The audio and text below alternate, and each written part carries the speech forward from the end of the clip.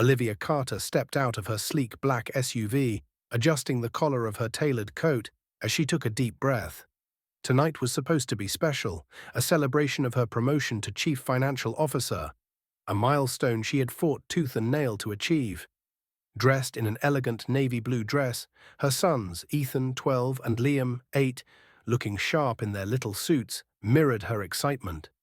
Astoria Prime was the kind of place where the elite dined, where chandeliers cast golden light over pristine tablecloths, and where the air buzzed with quiet sophistication. Olivia wanted her sons to experience this, to know they belonged in places like these, but the moment they stepped inside, something felt off. The hum of conversation softened. Eyes flicked toward them before quickly looking away, like a ripple disturbing the stillness of a pond. The grand chandelier above seemed to sway slightly, though there was no breeze. A portrait of the restaurant's founder loomed from the far wall, its painted eyes appearing to follow Olivia's every move. She ignored the prickling sensation at the back of her neck. As they approached the host stand, the maître d', a thin, pale man with slicked-back hair, barely looked up before flipping through the reservation book. Olivia smiled, keeping her voice polite yet firm. "Carter, party of 3. I made a reservation for 7:30. The maître d' paused a second too long. His fingers tapped the page absently. Then, with a voice devoid of warmth, he murmured, "I'm sorry, Mum, but I don't see your name here." Olivia felt a small shift in the air, something imperceptible but heavy. She pulled out her phone, scrolling to the confirmation email, and held it up. "Here, I booked it a week ago." The man glanced at the screen but made no move to take the phone. His face remained eerily still. "There must have been a mistake," he said, his voice oddly layered, as if two people were speaking at once. "Unfortunately, we are at full capacity tonight." A cold shiver ran down Olivia's spine. Behind her, Ethan tensed, his hand balling into a fist at his side. Liam, still young enough to hold on to hope, tugged at his mother's sleeve. "Mom, I'm hungry." She swallowed the slow-burning anger rising in her chest. This wasn't the first time she had been dismissed, but tonight was different. Her boys were watching, learning. "A mistake," she repeated, her voice level but laced with steel. "I have proof. My table should be available." The maître d' did not blink. "I apologize, but there is nothing I can do." And then, as if summoned, the restaurant manager emerged. Richard Benson, middle-aged, sharp-featured, exuding an air of forced politeness. But his eyes held something else. Something calculating.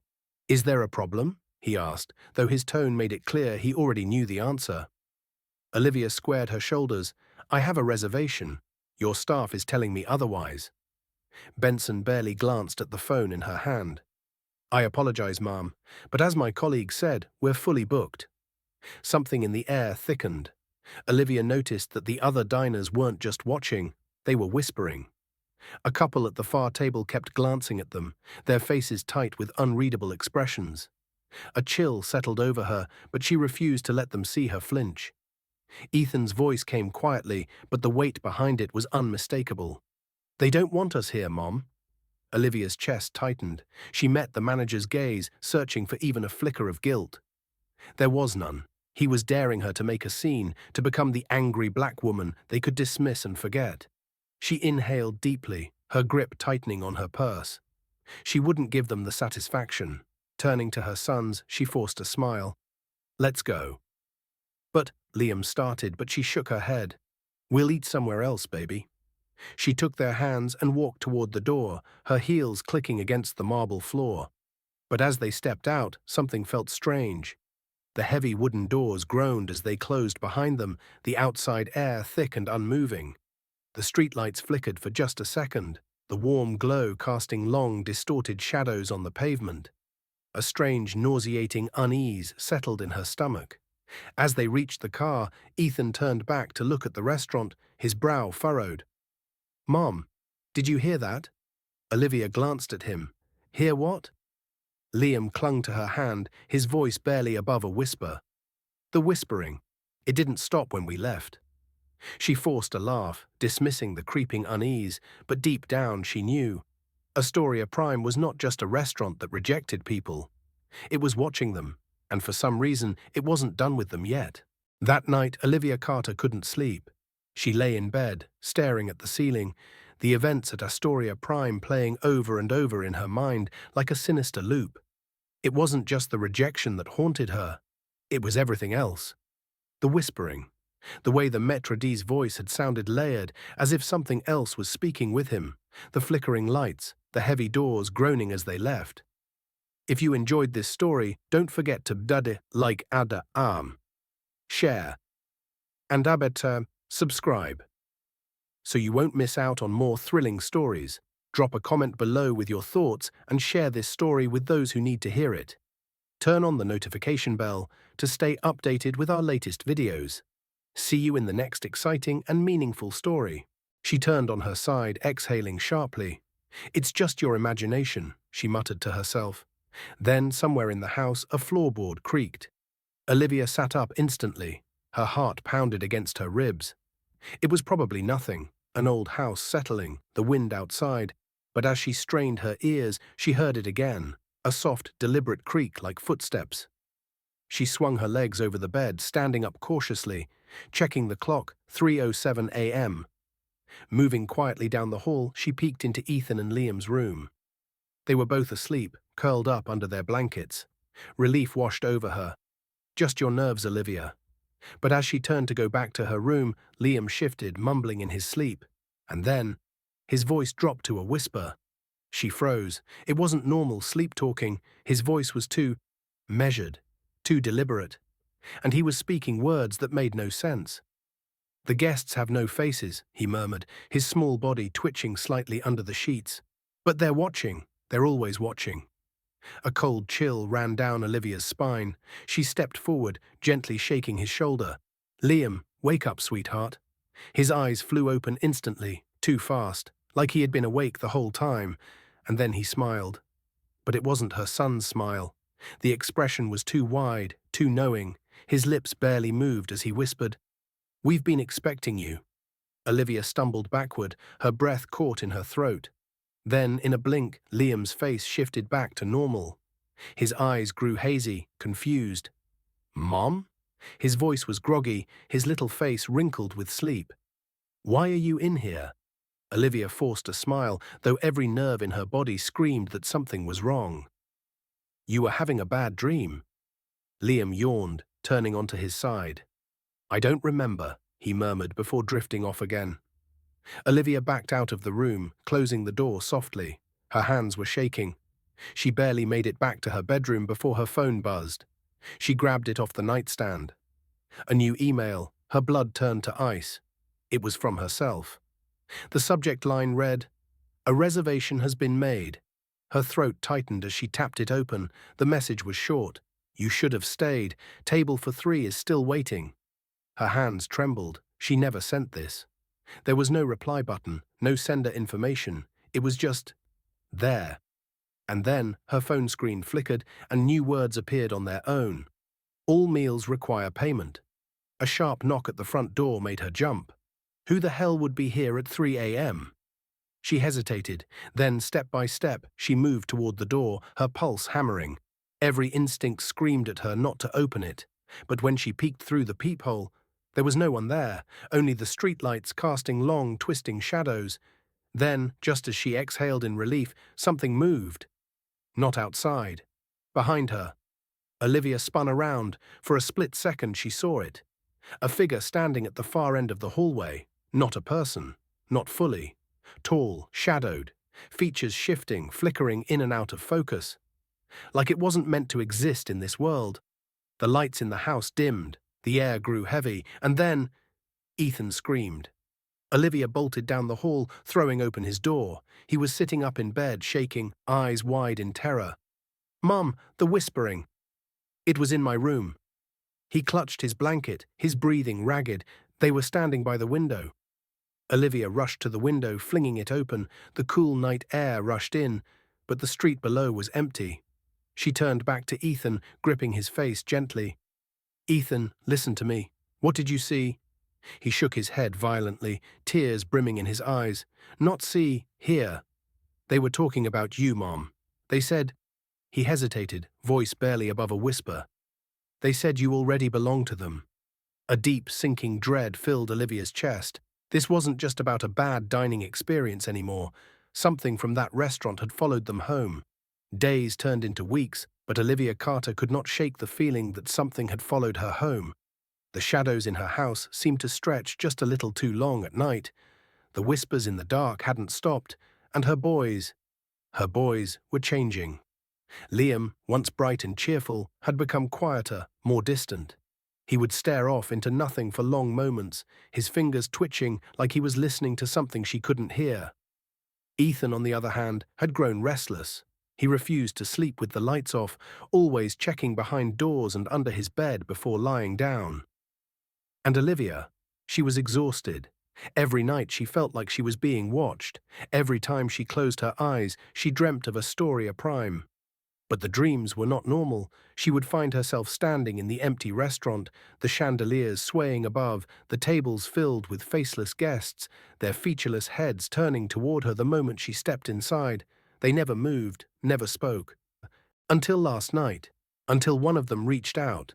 And when she had woken up, gasping, the mark of a handprint was burned into her wrist. Olivia had had enough. She needed answers. The restaurant's curse. That afternoon, while scrolling through real estate listings for work, something made her stop. A headline. Astoria Prime shuts down after unexplained incidents. No buyer in sight. Her heart pounded as she clicked on the article.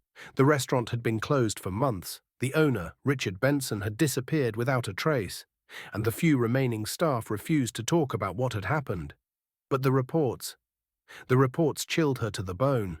Customers vanishing mid-meal, employees quitting after seeing something moving in the kitchen after hours, something that wasn't human. Security cameras catching glimpses of shadowy figures in mirrors, figures that weren't supposed to be there.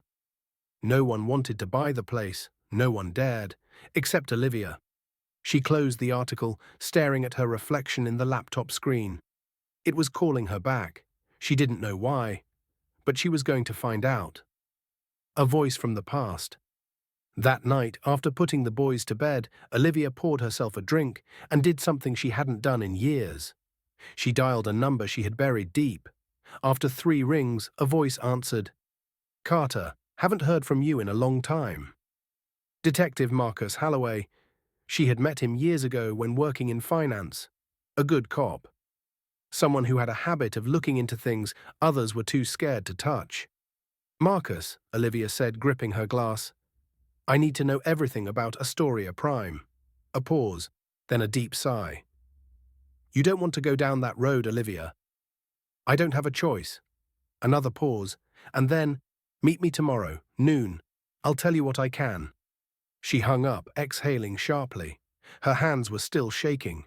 The invitation. At 3:07 a.m., the same time as before, her phone buzzed. She didn't want to look, but she did.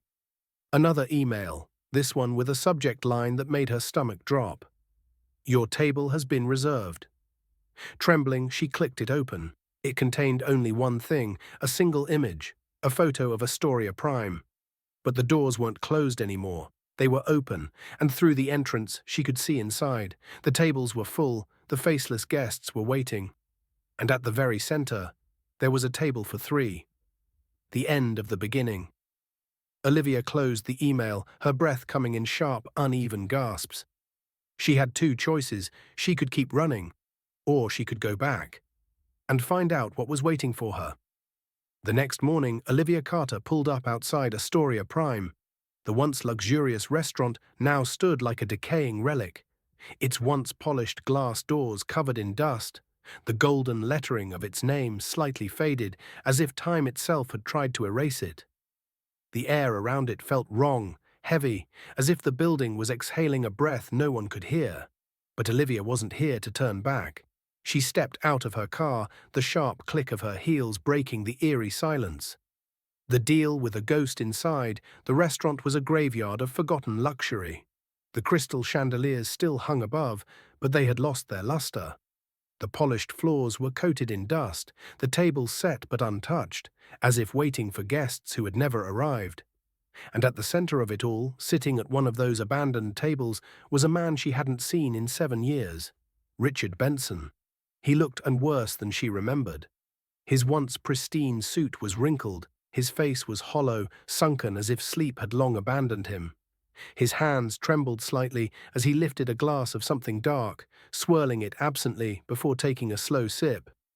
"I was wondering when you'd show up," he said without looking at her. "It always comes back to you, doesn't it?" Olivia pulled out a chair but didn't sit. "I'm buying this place." Benson let out a dry chuckle, setting his glass down. "Of course you are." His voice was hoarse, worn thin. "You think you can fix this? You think you can own it?" Olivia didn't flinch. "I don't think. I know."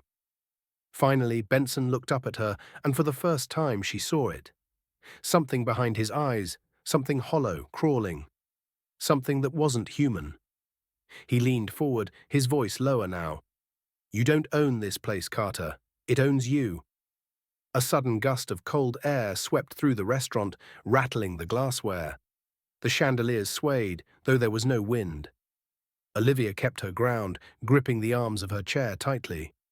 Benson let out another low laugh, but this time it sounded wrong. "I signed it away too, just like you're about to, but it doesn't matter. It doesn't let go." He reached into his pocket and pulled out a single sheet of paper. The deed. Olivia took it, her fingers brushing against the paper. It was cold. Too cold. She glanced back up at Benson, but he was gone. Signing the contract. The restaurant was empty. The chair where Benson had been sitting was slightly pulled out. The glass he had been holding was still there, but filled to the brim again. Untouched. Olivia's breath came sharp and fast, but she forced herself to stay calm. She had come too far to let fear stop her now. She pulled a pen from her bag, pressed it to the paper, and signed.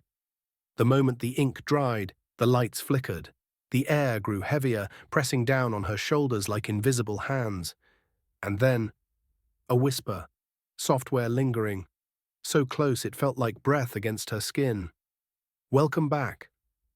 The weight of the choice.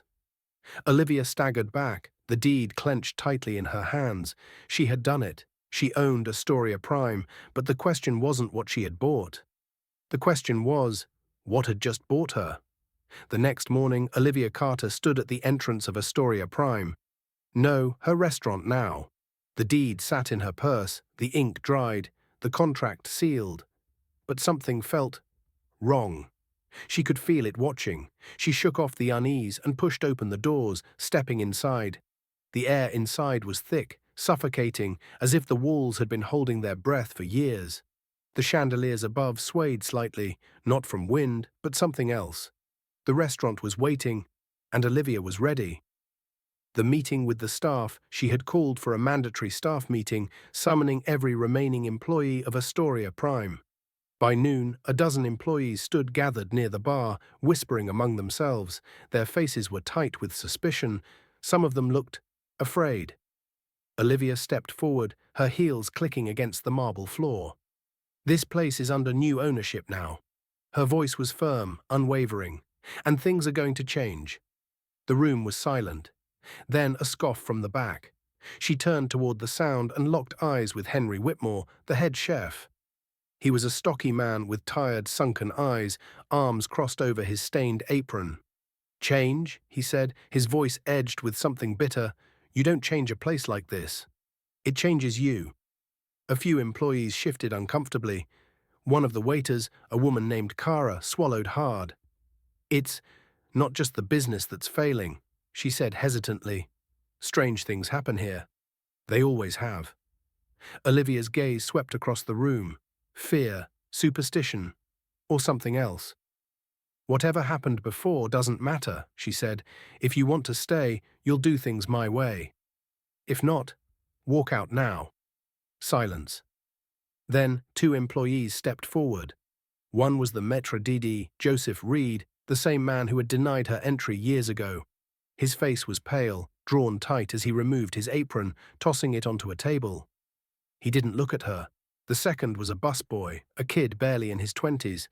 His hands trembled as he backed toward the door. "You don't get it," he whispered. "You think you own this place, but it already owns you." And then they were gone.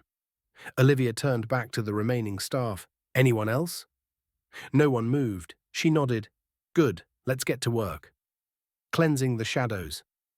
That night, Olivia stayed behind. She wasn't stupid. She knew something was lurking here. If she was going to rebuild this restaurant, she had to face it first. She grabbed a flashlight and headed for the kitchen. The air was colder there, the kind of cold that sank into your bones. She pushed open the walk-in freezer and froze.